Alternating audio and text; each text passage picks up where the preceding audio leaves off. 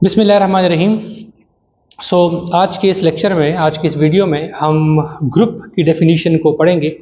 इससे पहले group theory के लेक्चर्स में हमने बाइनरी ऑपरेशन को स्टडी किया, उस बाइनरी ऑपरेशन की प्रॉपर्टीज स्टडी की, फिर ग्रुपाइड स्टडी किया, ग्रुपाइड क्या होएगा, सेमी ग्रुप क्या होता है, मोनाइड क्या होता है। तो उसके बाद अगला स्टेप है ग्रुप की डेफिनीशन, और ग्रुप के ऊपर कुछ हम अच्छे खासे एग्जांपल्स इस लेक्चर में कवर करेंगे। डेफिनीशन है, let G under star be a monoid.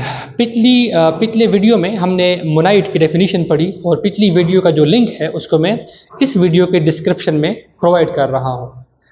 Late G be a monoid, then G is said to be a group. G को हम क्या कहेंगे? ग्रुप कहेंगे। If inverse of each element with respect to star exist in G, अगर group के हर element के inverse exist करे, ग्रुप के हर एलिमेंट का इनवर्स एग्जिस्ट करे। And what do we mean by inverse exist करना?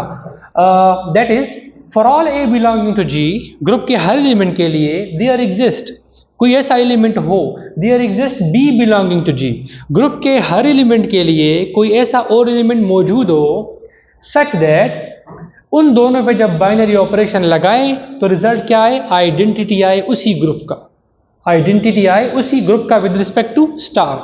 सो अगर कोई दो एलिमेंट, यानी हर दो एलिमेंट, हर एक एलिमेंट के लिए अगर हमें कोई ऐसा एलिमेंट मिल रहा है जो कि इस कंडीशन को सेटिस्फाई कर रहा है, इट मीन्स कि ग्रुप के हर एलिमेंट का इनवर्स एग्जिस्ट कर रहा है। सो ऐसी सूरत में वो जो मोनाइड होगा उसको हम क्या कहेंगे? ग्रुप डिक्लेयर कर लेंगे। चूंकि आगे हमारे सारे लेक्चर ग्रुप थ्योरी के ग्रुप की डेफिनेशन के ऊपर बेस कर रहे हैं, तो इसी डेफिनेशन को मैं थोड़ा सा एक और अंदाज में लिखता हूं। तो ग्रुप की एक फॉर्मल डेफिनेशन ये है, a non empty set G, set को नॉन एम्प्टी होना चाहिए, ऑफ कोर्स एलिमेंट्स होंगे, आइडेंटिटी, इनवर्स, ये बाकी प्रॉपर्टीज होंगी। So a non empty set G under the binary operation star, किसी बाइनरी ऑपरेशन के रिस्पेक्ट से is set to be group, उसको हम क्या कहेंगे? ग्रुप कहेंगे। सो किसी नॉन एम्प्टी सेट को हम ग्रुप कहेंगे if and only if G under star is closed, अगर जी क्लोज्ड हो, यानी अगर जी क्या हो? ग्रुपाइड हो। दैट इज, क्लोज का मतलब ये है for every two elements of G, G के कोई भी दो एलिमेंट्स लें, उन पे बाइनरी ऑपरेशन लगाए तो रिजल्ट किस में आए? जी में ही आए। क्लोजनेस का मतलब ये है। सेकेंड प्रॉपर्टी है, स्टार इज एसोसिएटिव इन जी, जो स्टार हो, जो बाइनरी ऑपरेशन हो, वो जी में एसोसिएटिव हो, यानी ग्रुप के किसी भी तीन एलिमेंट के लिए एसोसिएटिव लॉ होल्ड करे। ये एसोसिएटिव लॉ क्या हो? होल्ड हो। तीसरी कंडीशन है, और अगर ये दो कंडीशन कोई set under a binary operation satisfy करता है तो उसको हम सेमी ग्रुप पढ़ते हैं, ये हम पहले पढ़ चुके हैं। तीसरी कंडीशन है, identity element E with respect to star exist in G, group में बाइनरी ऑपरेशन स्टार के रिस्पेक्ट से आइडेंटिटी एलिमेंट क्या करे? एग्जिस्ट करे, बाइनरी ऑपरेशन स्टार के रिस्पेक्ट से। Identity element in G under star exist का मतलब क्या है? That is for all A belonging to G, group के किसी भी एलिमेंट के लिए हमारे पास एक ऐसा एलिमेंट ई मौजूद हो ग्रुप में सच दैट उन पे बाइनरी ऑपरेशन लगाए तो रिजल्ट में वही एलिमेंट आए, यानी आइडेंटिटी एलिमेंट ऐसा एलिमेंट है जो किसी दूसरे एलिमेंट की आइडेंटिटी को चेंज नहीं करे। ये प्रॉपर्टी अगर सेटिस्फाई हो तो इट मींस ग्रुप में आइडेंटिटी क्या कर जाएगा? एग्जिस्ट कर जाएगा। और अब तक जितना हमने पढ़ा है, अगर किसी सेट में वो क्लोज भी हो, उसमें एसोसिएटिव लॉ भी होल्ड हो, उसमें आइडेंटिटी भी हो, तो उसको हम मोनाइड कहते हैं। क्या कहते हैं? मोनाइड। सो नेक्स्ट कंडीशन है, inverse of each element exist in G, group में हर उस सेट में हर एलिमेंट का इनवर्स भी क्या करे? एग्जिस्ट करे। And what do we mean by inverse? That is for all A belonging to G, group के हर एलिमेंट के लिए there exist B belonging to G, कोई एलिमेंट बी एग्जिस्ट करे सच दैट जब उन पे बाइनरी ऑपरेशन लगाए तो रिजल्ट क्या आए? आइडेंटिटी एलिमेंट आए। यानी हर ग्रुप के हर एलिमेंट के लिए ये वाली प्रॉपर्टी सेटिस्फाई हो, इट मीन ग्रुप का हर एलिमेंट का इनवर्स क्या करेगा? एग्जिस्ट कर जाएगा। सो अगर हर एलिमेंट का इनवर्स भी एग्जिस्ट कर जाए और ये सारी चारों प्रॉपर्टी सेटिस्फाई हो जाए तो इन चारों प्रॉपर्टीज को सेटिस्फाई करने के बाद किसी भी स्ट्रक्चर, किसी भी नॉन एम्प्टी सेट को together with the binary operation star हम क्या डिक्लेयर करेंगे? ग्रुप डिक्लेयर करेंगे। ये ग्रुप की फॉर्मल डेफिनेशन है। सो किसी भी नॉन एम्प्टी सेट को किसी बाइनरी ऑपरेशन के रिस्पेक्ट से ग्रुप होने के लिए चार कंडीशंस हैं। जी अंडर स्टार क्लोज्ड हो, स्टार जो होगा वो एसोसिएटिव हो, identity element under star exist करे, और चौथी प्रॉपर्टी है हर एलिमेंट का इनवर्स क्या करे? ग्रुप में एग्जिस्ट करे with respect to the binary operation star. ये चार प्रॉपर्टीज है। इसके बाद एग्जांपल्स पे जाने से पहले अगर ग्रुप में एक एडिशनल प्रॉपर्टी एग्जिस्ट कर जाए तो फिर उसको हम एक नया नाम देते हैं, तो वो हम पढ़ते हैं। डेफिनेशन है a group G together with the binary operation star is said to be abelian group. उसको हम क्या कहेंगे? किसी ग्रुप को अबिलियन ग्रुप कहेंगे अगर जो स्टार हो, जो बाइनरी ऑपरेशन हो, वो कम्यूटेटिव हो। वो क्या हो? Commutative. And what do we mean by commutative? Commutative का मतलब है that is for all a b belongs to G. किसी भी दो एलिमेंट के लिए ये प्रॉपर्टी होल्ड हो, a star b is equal to b star a आ जाए। तो अगर कोई ग्रुप इन चार कंडीशन, कोई सेट इन चार कंडीशंस के अलावा ये वाली कंडीशन भी, उसमें जो स्टार हो वो एसोसिएटिव भी हो जाए, तो फिर ऐसे ग्रुप को हम क्या कहते हैं? अबिलियन ग्रुप कहते हैं। सो अभी इसके बाद हम ग्रुप्स के ऊपर कुछ एग्जांपल्स पढ़ेंगे। सो ग्रुप की डेफिनेशन के बाद अब हम कुछ ग्रुप के ऊपर एग्जांपल्स पढ़ेंगे। कुछ एग्जांपल्स को मैं वर्बली एक्सप्लेन करूंगा, कुछ को हम सॉल्व करके देखेंगे। Examples of group: the set of integers under addition is a group. अब ग्रुप की डेफिनेशन को माइंड में रख के, इंटीजर्स का सेट क्या होता है? जिसके अंदर positive integer, negative integer, zero भी शामिल होता है। सो दो इंटीजर्स को अगर ऐड करेंगे, इंटीजर ये आएगा। अंडर एडिशन की बात कर रहे हैं। इट मीन्स इंटीजर का जो सेट है ये क्लोज्ड है। इंटीजर्स के अंदर जो एडिशन है वो एसोसिएटिव ऑलरेडी होता है, हम इसको पहले कई दफ़ा चेक कर चुके हैं। सो जो एडिशन है इंटीजर में वो एसोसिएटिव भी है। इंटीजर्स के अंदर अंडर एडिशन जीरो मौजूद है, और ये जीरो जो है ये आइडेंटिटी एलिमेंट है। क्यों? जीरो को किसी भी इंटीजर से ऐड करें, रिजल्ट वही इंटीजर आता है। इट मीन्स इंटीजर्स के अंदर जीरो क्या है? एडिटिव आइडेंटिटी है। इंटीजर्स के अंदर हर इंटीजर के लिए कोई दूसरा इंटीजर मौजूद है कि जब दोनों को ऐड करें रिजल्ट आइडेंटिटी आए, यानी हर इंटीजर का जो इनवर्स है वो एग्जिस्ट कर रहा है। कैसे? हम लिखते हैं अगर इंटीजर -2 है तो उसके लिए 2 मौजूद है कि जब दोनों को ऐड करें 0 आए। अगर इंटीजर -4 है तो उसके लिए -4 मौजूद है कि जब दोनों को ऐड करें 0 आए। यानी हर इंटीजर के लिए दूसरा ऐसा इंटीजर एग्जिस्ट कर रहा है कि जब दोनों को ऐड करें रिजल्ट क्या है? आइडेंटिटी आए। मतलब ये हुआ कि हर इंटीजर का इन्वर्स एग्जिस्ट कर रहा है, और 0 का इन्वर्स अंडर एडिशन 0 खुद है। 0 + 0 इज इक्वल टू 0। तो 0 का इन्वर्स वो खुद है। मतलब ये हुआ कि जो इंटीजर्स का सेट है अंडर एडिशन ये एक ग्रुप बनाता है। फर्दर जो एडिशन है वो कम्यूटेटिव भी होती है, यानी दो इंटीजर्स को अगर हम ऐड करेंगे, ऐसे ऐड करें या ऐसे ऐड करें, रिजल्ट क्या आएगा? सेम ही आएगा किसी भी दो इंटीजर्स के लिए। मतलब जो एडिशन है वो कम्यूटेटिव भी है। तो जो सेट ऑफ इंटीजर्स है अंडर एडिशन ये एक अबिलियन ग्रुप है। Similarly set of rational number under addition ये भी क्या है? एक अबिलियन ग्रुप है। और रैशनल नंबर के ऊपर ऑलरेडी रैशनल क्या होते हैं और उसकी डेफिनेशन क्या है, तो ऑलरेडी इसके ऊपर एक वीडियो मौजूद है जिसका जो लिंक है वो डिस्क्रिप्शन में मौजूद है। Similarly set of real numbers under addition ये भी अबिलियन ग्रुप है। Set of complex number under addition ये भी अबिलियन ग्रुप है। Set of rational under multiplication abelian group है अगर उससे 0 को क्या करें? एक्सक्लूड कर दिया जाए। अच्छा, हम इसको थोड़ा सा एक्सप्लेन करते हैं। किसी भी दो रैशनल नंबर्स को मल्टीप्लाई करेंगे रिजल्ट रैशनल नंबर ही आएगा। तो इसका मतलब सेट ऑफ रैशनल नंबर क्या है? क्लोज्ड है। रैशनल नंबर में मल्टीप्लिकेशन एसोसिएटिव है, ऑब्वियस पहले चेक हो चुका है, इस पर डिस्कशन की जरूरत नहीं है। रैशनल नंबर के दर रैशनल नंबर्स में 1 मल्टीप्लिकेटिव आइडेंटिटी है। 1 को किसी भी रैशनल नंबर से मल्टीप्लाई करेंगे रिजल्ट वही रैशनल नंबर आएगा। मतलब 1 यहाँ पे इस सेट के अंदर आइडेंटिटी एलिमेंट का रोल प्ले कर रहा है। और रैशनल नंबर में इन्वर्स का जब मसला आ गया, ये जीरो को एक्सक्लूड करने की हिकमत ये है कि जीरो का with respect to multiplication inverse exist नहीं करता। कैसे? मतलब ये हुआ, अगर मैं जीरो लेता हूं तो जीरो के साथ किस नंबर को मल्टीप्लाई करूं कि रिजल्ट मल्टीप्लिकेटिव आइडेंटिटी 1 आ जाए। जब कोई पूछे जीरो का इन्वर्स एग्जिस्ट क्यों नहीं करता, तो अब जीरो से क्या मल्टीप्लाई करे कि हम मुझे आइडेंटिटी एलिमेंट मिले। तो ऐसा कोई नंबर नहीं है रैशनल नंबर जिसको यहां मल्टीप्लाई करे रिजल्ट 1 आए। इट मीन्स जीरो का इन्वर्स एग्जिस्ट नहीं करता। सो हम अगर जीरो को रैशनल नंबर से निकाल दें, जीरो के अलावा बाकी हर नंबर का इन्वर्स एग्जिस्ट करता है। So set of rational numbers excluding zero under multiplication एक एबिलियन ग्रुप बनाता है। Similarly set of reals excluding zero under multiplication abelian group बनता है।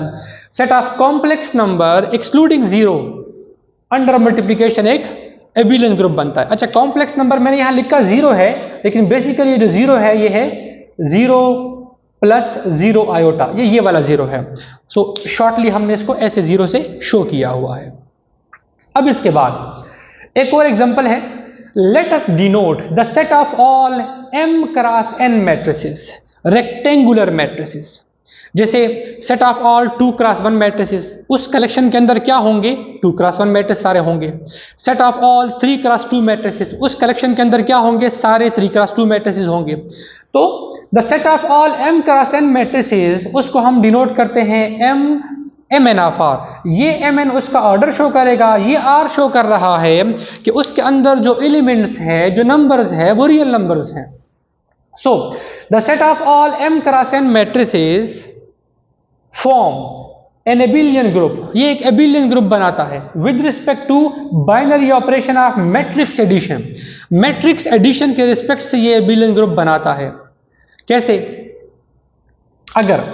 अगर मैं थोड़ा सा इसको मैं एलोबरेट करूं, अगर मैं लिखूं m21 ऑफ r, तो इसके अंदर तमाम 2 क्रॉस 1 मैट्रिसेस होंगे और जो एलिमेंट्स होंगे वो रियल नंबर से होंगे। अब अगर मैं दो इसी तरह के एलिमेंट्स मैट्रिसेस को ऐड करता हूं तो रिजल्ट इसी ऑर्डर का मैट्रिक्स मिलेगा, मतलब क्लोज्ड हुआ। एसोसिएटिव लॉ मैट्रिसेस में अंडर एडिशन वैसे ही होल्ड करती है, एलिमेंट्री क्लासेस में पढ़ चुके हैं। इस कलेक्शन में जो मेरे पास ये वाला मैट्रिक्स होगा 0 0, अब ये एक 2/1 मैट्रिक्स है, इसको किसी भी मैट्रिक्स से ऐड करेंगे उस पर कोई फर्क नहीं पड़ेगा, मतलब आइडेंटिटी मैट्रिक्स मेरे पास दिया जाएगा। और किसी भी मैट्रिक्स का इन्वर्स अगर हमें मालूम करना हुआ तो अगर ए बी एक मैट्रिक्स है तो उसका जो इन्वर्स होगा वो मेरे पास होगा -a - b, यानी हर मैट्रिक्स का इन्वर्स भी एग्जिस्ट कर रहा है। और जो एडिशन है वो कम्यूटेटिव भी होती है मैट्रिसेस में।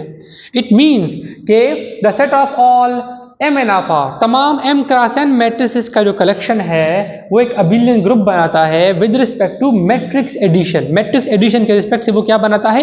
अबिलियन ग्रुप बनाता है। अब कंसिडर mn ऑफ r। अब mn ऑफ r का मतलब ये है the set of all n cross n matrices. ये कलेक्शन 2 क्रॉस 2 मैट्रिक्स का भी हो सकता है अगर हम n को 2 रख लें। ये कलेक्शन 3 क्रॉस 3 मैट्रिसेस का भी हो सकता है, 4 क्रॉस 4 एंड सो ऑन। और ये r शो कर रहा है कि जो इसके एलिमेंट्स होंगे वो रियल नंबर्स होंगे। तो mn ऑफ r के अंदर n क्रॉस n मैट्रिसेस होंगे, लेकिन ऐसे मैट्रिसेस जिनका डिटर्मिनेंट नॉन जीरो है, यानी वो क्या है? वो नॉन सिंगुलर मैट्रिसेस हैं। तो अगर ऐसा कलेक्शन है तो ऐसे कलेक्शन ऐसा जो सेट होता है वो भी क्या बनाता है? एक नॉन एबिलियन ग्रुप बनाता है but non abelian with respect to matrix multiplication. Matrices की मल्टीप्लिकेशन के रिस्पेक्ट से वो एक ग्रुप बनाता है जो कि नॉन एबिलियन ग्रुप होता है। अब अगर मैं इसको थोड़ा सा इलस्ट्रेट करूं, सो मैं एक एग्जांपल एक इसका स्पेशल केस लेते हैं। इस कलेक्शन m2 ऑफ r लिखा है, 2 क्रॉस 2 मैट्रिसेस का कलेक्शन लिया। इसके अंदर तमाम 2 क्रॉस 2 मैट्रिसेस होंगे, लेकिन ऐसे वाले जिनका डिटरमिनेंट क्या हो? नॉन जीरो हो, according to definition, according to example. क्योंकि अगर हम नॉन सिंगुलर नहीं लेते तो फिर इन्वर्स का मसला आ जाएगा। फिर इन्वर्स, अगर एक मैट्रिक्स सिंगुलर है उसका इन्वर्स एग्जिस्ट नहीं करता, फिर वो ग्रुप बन ही नहीं सकता, इसलिए हम नॉन सिंगुलर ले रहे हैं। अब अगर 2 क्रॉस 2 मैट्रिसेस को मल्टीप्लाई करूंगा तो रिजल्ट 2 क्रॉस 2 मैट्रिसेस आएगा। इट मीन्स क्लोज्ड हुआ। मल्टीप्लिकेशन मैट्रिसेस में एसोसिएटिव होती है, एसोसिएटिव लॉ भी होल्ड कर रहा है। 2x2 मैट्रिसेस का जो आइडेंटिटी एलिमेंट है विद रिस्पेक्ट टू मल्टीप्लिकेशन वो मेरे पास मौजूद है 1 0 0 1। एलिमेंट्री क्लासेस में आप पढ़ चुके हैं, ये मैट्रिक्स आइडेंटिटी का रोल प्ले कर रहा है, मतलब आइडेंटिटी उसमें मौजूद होता है। और चूंकि जितने भी मैट्रिसेस है वो सारे क्या है, नॉन सिंगुलर है, यानी उनका इनवर्स भी क्या करेगा, एग्जिस्ट करेगा।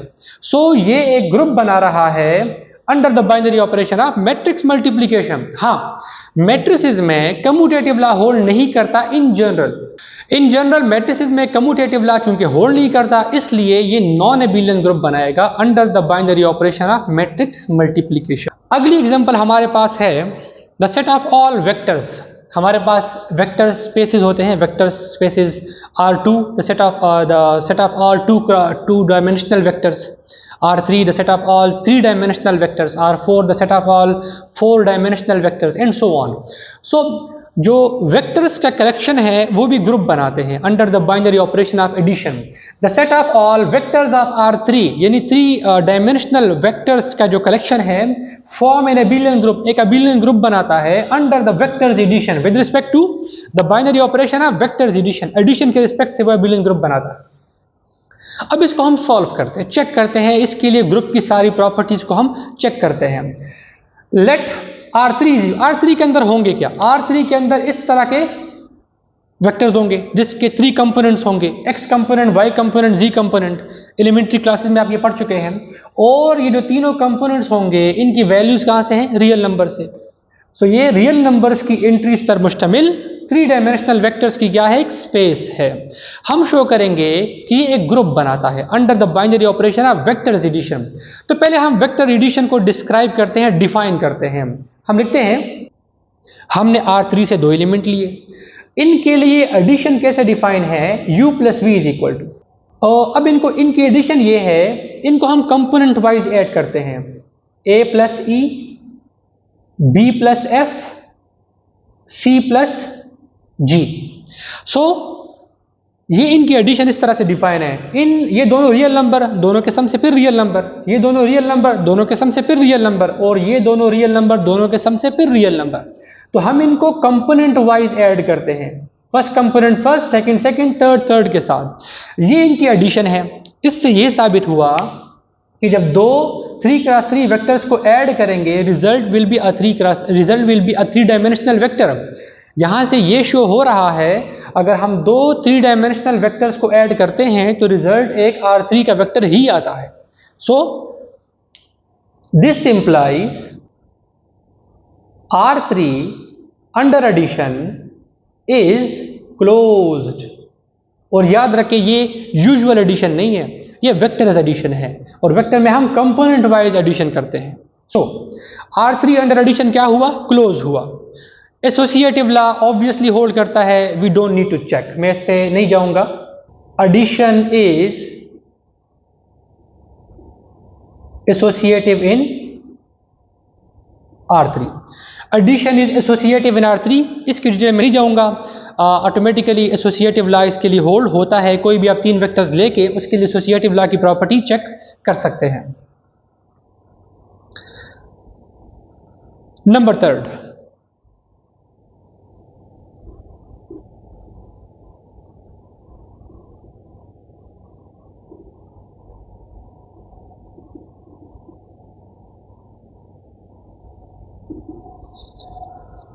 नंबर 3 है ये element 0 0 0 acts as identity element.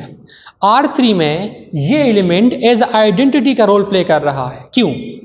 That is for all ABC belonging to R3, किसी भी R3 के एलिमेंट के लिए 0 0 0 plus ABC is equal to ABC plus 0 0 0, ये दोनों सेम होते हैं। इनको अगर ऐड करेंगे ये रिजल्ट सेटिस्फाई हो रहा है। मतलब ये हुआ कि ये जो एलिमेंट है ये आइडेंटिटी का रोल प्ले कर रहा होता है वेक्टर्स, R3 के वेक्टर्स के लिए। अब आते हैं इनवर्स की तरफ। अब हम चेक करेंगे इनवर्स। फोर्थ प्रॉपर्टी है कि for all ABC belonging to R3, किसी भी R3 के एलिमेंट के लिए देयर एग्जिस्ट हमारे पास मौजूद है -a -b -c belonging to R3।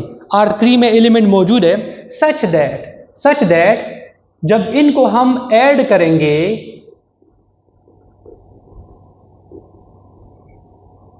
For all a b c belonging to R3 there exist -a -b -c belonging to R3 कि अगर इनको ऐड करें रिजल्ट क्या आएगा 0। मतलब हर एलिमेंट का जो इनवर्स है वो एग्जिस्ट कर रहा है, ठीक है। सो जो R3 है वो ग्रुप की चारों कंडीशंस को सेटिस्फाई कर रहा है। मीन जो R3 है वो एक क्या बनाता है, एक ग्रुप बनाता है।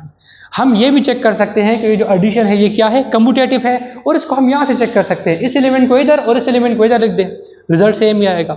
सो R3 अंडर एडिशन एक एबिलियन ग्रुप बनाता है, इसको हम कम्यूटेटिव ग्रुप भी कह सकते हैं।